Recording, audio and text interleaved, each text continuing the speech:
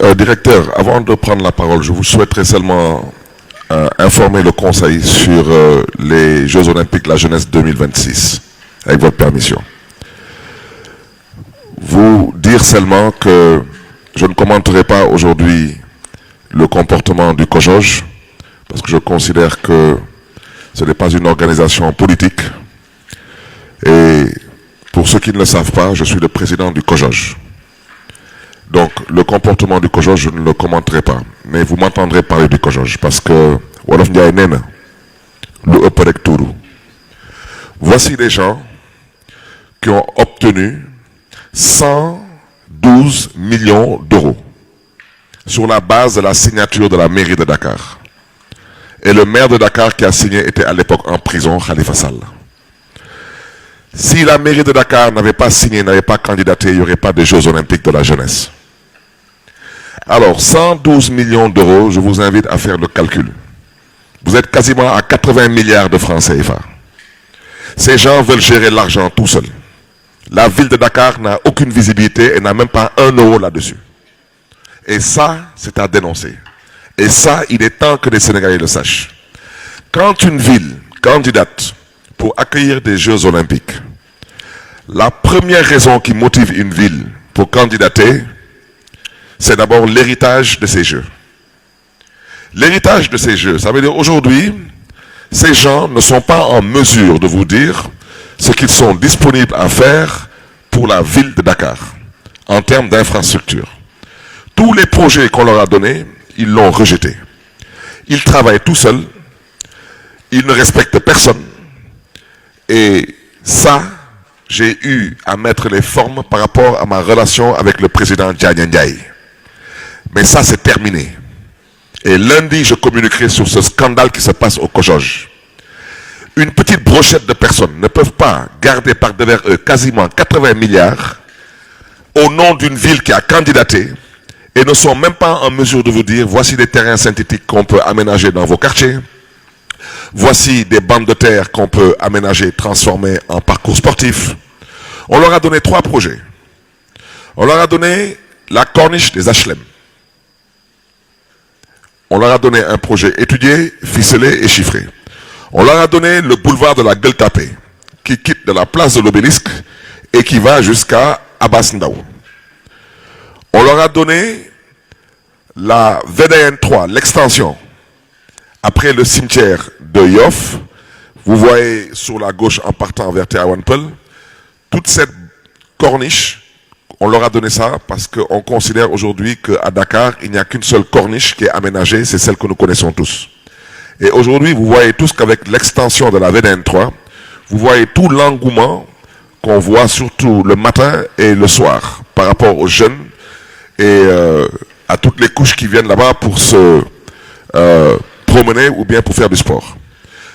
Alors, imaginez-vous des gens en 80 milliards. Vous leur donnez que 3 projets, ils vous disent qu'ils ne peuvent financer aucun projet.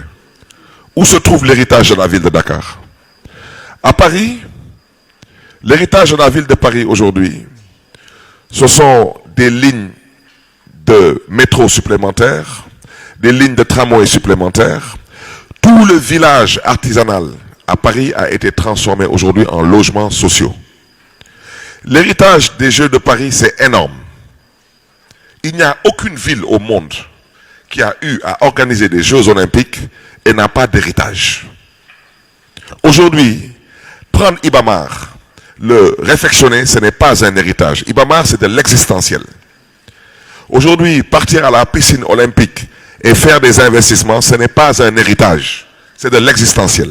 Voici des gens qui ont 80 milliards et qui pensent qu'ils l'ont eu au nom de la ville, avec le label de la ville, et ils disent que la ville n'a pas le droit, 1, de donner son mot, 2, de prétendre à un héritage, et ça sera dénoncé. Alors, au lieu de venir parler de choses qui les concernent, ils veulent s'occuper des choses qui ne les regardent pas. Et ça, je dois vous le dire, parce que nous avons la responsabilité, pour ne pas dire nous avons le devoir, d'obtenir et d'exiger un héritage pour la ville de Dakar. Et ça, même les gens de l'Agence française de développement que nous sommes allés voir comprennent ce que nous expliquons. Aujourd'hui, est-ce que vous pensez que c'est trop demandé pour aménager la corniche des HLM? Je crois que le coût tournait autour de 3 ou 4 milliards. Est-ce que vous pensez aujourd'hui que c'est trop demandé pour aménager le boulevard de la Gueule Tapée en un parcours sportif pour à peu près un coût d'un peu moins de 2 milliards? Est-ce que vous pensez que c'est trop demandé pour aménager un parcours sportif sous la corniche pour à peu près un coût de, je crois que c'était un peu moins de 3 milliards? Et on leur a aussi proposé de mettre dans les communes ou à défaut de mettre dans les arrondissements des terrains de sport. Mais qu'est-ce qu'on demande de trop ici? Voici le problème qu'on a avec ces gens. Et l'une des raisons pour lesquelles je suis venu ici, c'est parce que j'avais entendu qu'ils venaient exposer. Telou Epoutourou. C'est du jamais vu.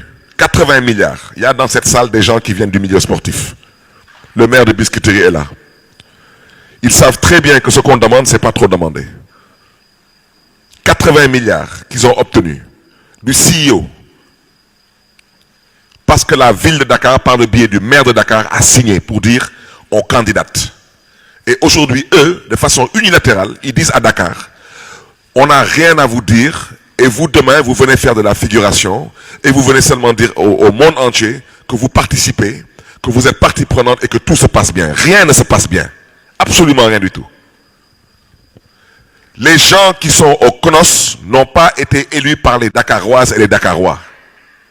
Même si les Olympiques ont une forme d'organisation, c'est un manque de respect notoire, je le répète, notoire, que de penser une minute que vous pouvez organiser des Jeux Olympiques dans une ville et prétendre que cette ville n'a pas le droit de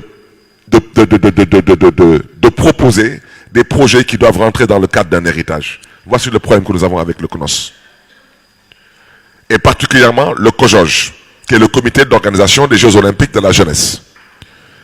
Et je vous invite à aller regarder, au besoin je demanderai même à la DSGA de vous donner les textes qui régissent le COJOJ, à l'image des textes qui ont eu à régir le COJOP, qui était le comité d'organisation des Jeux Olympiques de Paris. Paris a obtenu, en termes d'héritage, des milliards d'euros d'infrastructures nouvellement construites. Et Dakar, aujourd'hui, on veut nous endormir. Ils ont 80 milliards, mais eux, ils disent qu'ils n'ont rien à construire. On a candidaté, le maire a signé en prison parce qu'on lui a vendu un projet, on lui a vendu un héritage pour Dakar.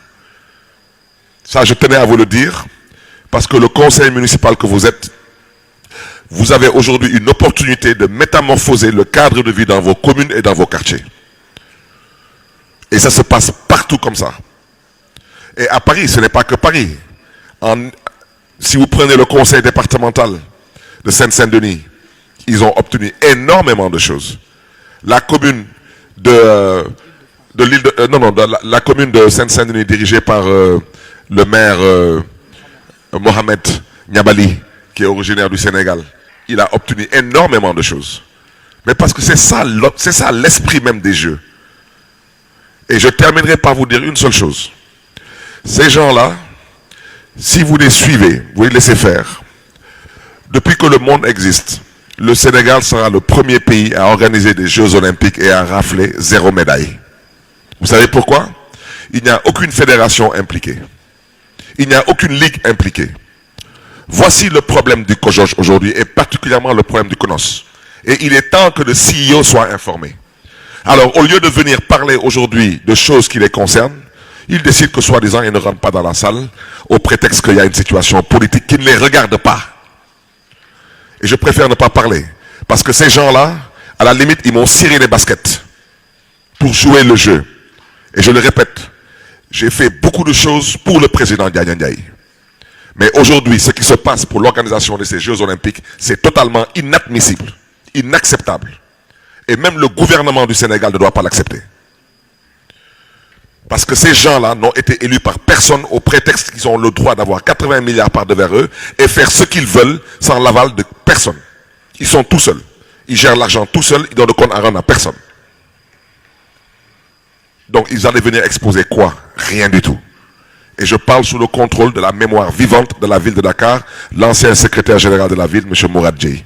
qui est aujourd'hui le point focal au niveau du CONOS et au niveau du COJOJ. Ils ne sont même pas en mesure de vous dire qu'ils peuvent même nous offrir un terrain de football. Je ne parle pas de choses, une fois de plus, à réflexionner. Je parle de choses à construire. 80 milliards, 112 millions d'euros. Les fédérations, zéro. Les ligues, zéro. La mairie de Dakar, la ville de Dakar, en termes d'héritage, zéro. Ça veut dire quoi cette histoire? Ça, je tenais à vous le dire. Parce que la suite de ce combat, même si je ne suis pas là, vous devez vous battre pour que Dakar puisse obtenir sa place et que Dakar puisse aussi être considéré et respecté. Parce que c'est Dakar qui a candidaté, ce n'est pas le CONOS. Je vous remercie.